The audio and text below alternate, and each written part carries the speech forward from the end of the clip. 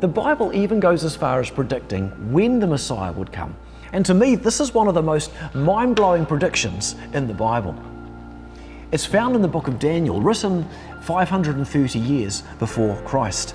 And it reads as follows: "No one understand this. From the issuing of the decree to restore and rebuild Jerusalem, the starting point, until the Anointed One, the ruler, comes, the predicted event, there will be 7 sevens and 62 sevens, which is 483 years. After the 62 sevens, the Anointed One will be cut off and have nothing."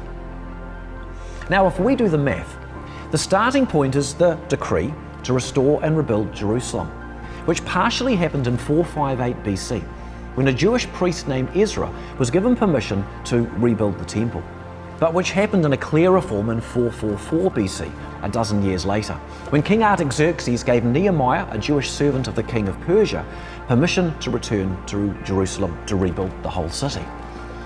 The amazing fact is that with thousands of years to choose from, this prediction takes you across a time span of almost 500 years, from a starting point almost 100 years after Daniel the prophet's death, to Jesus.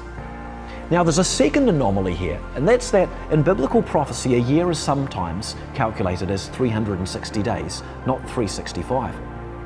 But with all those options considered, the worst case scenario is that we land at AD 20, just before Jesus' ministry, at the far end AD 38, just after his death, or in one case at AD 26, exactly when he's believed to have started his ministry. And I don't know how to prove which of those options it is to you, but it makes no difference because in all cases it's clearly taken us to Jesus. With thousands of years to choose from, a prediction through the prophet Daniel, with a starting point almost 100 years after his own time, took us across almost 500 years of history to who else but Jesus? Author Dr. Michael Rydelnik is the son of Holocaust survivors. As a young man and as a Jew, he refused to consider Jesus' claim to be the predicted Messiah. He tells of how his friend one day passed from words from Isaiah 53 on paper around his office and asked who it was about. They replied, "It's obviously Jesus of Nazareth, and it's from the New Testament of the Bible." To which his colleague replied, "No, it's from the Hebrew Bible, and it was written 8 centuries before Jesus came."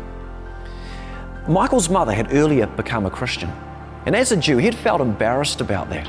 But he realized that if he looked without prejudice, it was hard to deny they pointed to Jesus. And so, confronted with an inconvenient reality, he is one of many who have changed their minds on Jesus after a study of this topic. And he went on to lecture in Jewish studies at the Moody Institute while writing widely on the topic. So, for a conclusion, prophecy is sometimes a difficult topic to investigate, but it remains that there are clear predictions in the Bible that have been clearly fulfilled. And what this tells us is that there is a divine hand behind this book, which suggests its message might be worth looking at. The predictions also tell us that God is outside of time, which gives us a reason to trust God's good promises. And a huge number of the predictions point to Jesus, which suggests there might be something we're supposed to notice about him. I mean, who is Jesus really? What was so special about him that he had the global impact he's clearly had? Well, this will be the topic of the next part of this series. These are some of the reasons Christians believe Christianity to be true.